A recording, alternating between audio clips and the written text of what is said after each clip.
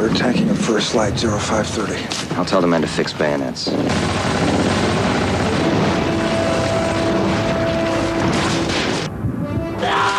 do you turn a boy into a man? I didn't want to let anyone down. A man into a soldier.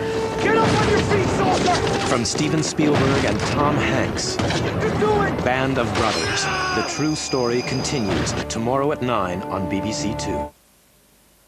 We've got to get this baby out now. No way, you're not holding this woman here in reason. You have a choice. You either trust me on this or we all stand around and watch her die. Laura doesn't play by the rules. My wife is critically ill, and you're telling me that all this was done by one of your junior doctors? I saved someone's life and the family complains. His wife nearly died in our department. But is she heading for trouble? If I'd waited, your wife and child would both be dead. I don't believe you. New Blood in Casualty, Saturday at 8:10 on BBC One.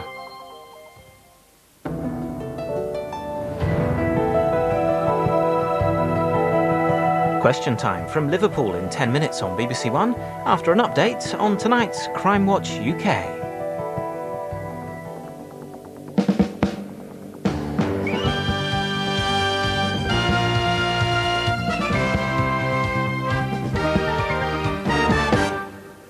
A vicious driver in Torquay in Devon in early August. His car was a white G-registered Cavalier and he tried to kill a 16-year-old on a motorbike.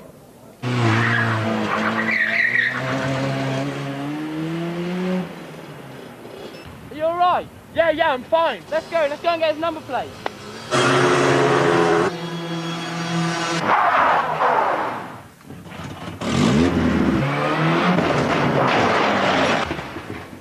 Andy, the boy he hit, is now in a wheelchair. Very lucky to be alive at all. But some really dramatic stuff happening on this tonight. In fact, so good I'm not even going to ask you about that. I'm going to ask you about what else you've had.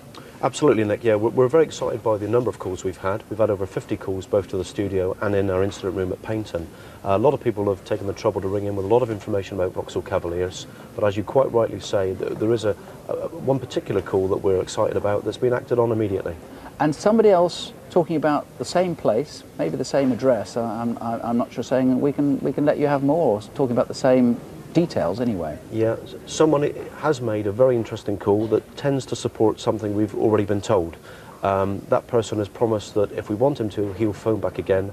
So you know who you are, please phone back. And we've had people ringing in about how the car was, possibly that car was repaired. We've had a policeman's son ring in, I think, with some very interesting information. That's right, that's particularly interesting because I'm quite sure that he has seen our offending vehicle. OK, if anything more happens while we're on the air, bring us up to date. Thank you. Fiona.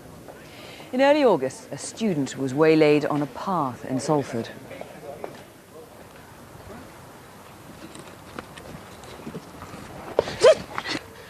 Get off the bike.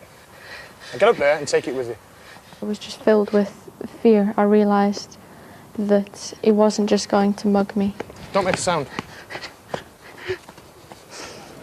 Stephen, the man held her for over an hour and a half. He then stabbed her and then just coolly walked away. What kind of calls have you had? Yes, we've had quite a positive response with a large number of calls here to the studio.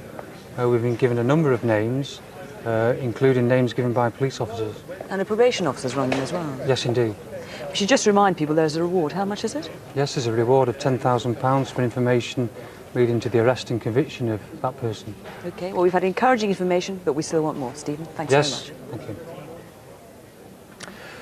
Bit disappointing on the CCTV. Stratford chemist robber. I've had one caller fairly confidently naming the suspect. He's from the area, he knows him, and he recognises his face and his voice.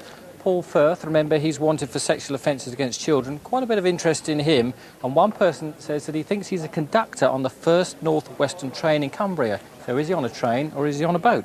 Anthony Richards, he's wanted for drug offences. I had a call from a police officer who's also had dealings with him on a current case, so he may be able to help. Keep those calls coming in. We've had, I think, just over 40 calls so far on our re-appeal, the murder of the 12-year-old girl in London back in 1997. Katerina Koneva had just got back from school where an intruder strangled her. Her father arrived only just too late.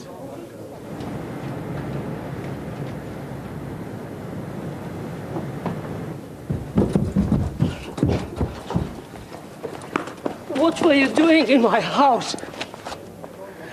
Andy, so many people were so moved by this. 2 callers have rung personally offering rewards, one of £5,000, one of £2,000, in addition to the rewards that have been put up already by the Metropolitan Police. It's clearly really got people, this. What sort of information have you got there? Well, we've had a lot of calls. We've had just the sort of response we wanted. We've had calls from people from the professional services, immigration, police officers. We've had one call from a prison officer who describes someone who will be of interest to us. We'll be following that up. This guy, and there can't be many like him in Britain, he's got a foreign accent, possibly Eastern European. He's only 5'2", 5'3", 5'4", something like that. He's bald, growing hair, and he must have been, for him to strangle a girl like that, he must have offended or done something peculiar in the past as well. That's right. As we mentioned earlier, we don't believe that this was his first crime of this type. Also, we've heard from people who are reporting similar incidents involving a man matching the description. This is also of great interest to us. So 4.5 years later, this case may be going somewhere. Let's hope so. Fiona. What happened to Ian Lowry? 5 years ago, his body was found on a railway track. His family have fought to prove it was murder.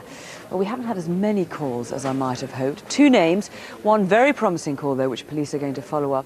Remember, the police are looking for witnesses for what happened on the railway bridge. Ian had blonde hair, not dark hair, as originally thought. And this may have been a robbery that just went horribly wrong. The robber may never have meant to kill him. If you know anything, call in. Lots of faces tonight. Here's what's been happening with some of them. Firstly, Damien Smith, one particularly good call, which gave very personal details of his current whereabouts, so thank you very much to that caller. Christopher Daly, lots of calls, some recent sightings in Coventry, and again, one really good call, which has excited the team here, so watch this space. Next, the CCTV footage of the robberies. Preston Building Society, a dozen callers here to the studio, have given 6 or 7 names, which will be followed up over the next couple of days. And the Leicester Jewellers robbery, quite a good number of calls, including 3 names. But if you keep ringing in if you've got any more information. Not much, but maybe quality on the 3 men who got a terrible surprise when they went to a disused bank. But robbers who were hiding inside were pretty surprised themselves. What's happened over there? What are you doing here? Just do what we say and no one will get hurt. We had about 30 calls. I think it's slightly more, 33, 34 on this now. We've discovered the origin of one of the words that were used in that bank raid, corrie, which apparently is a traveller's term for penis, among other things. I'm surprised I didn't know that. Anyway, we've possible real identity for the man who was called George. Got some quite interesting other information on him as well. And I suspect somebody tonight may be on their way to earning a reward of £18,000. And incidentally, if you want to call on a crime that we have, or indeed one that we haven't covered, you can always call Crime Stoppers, 0800 555 111.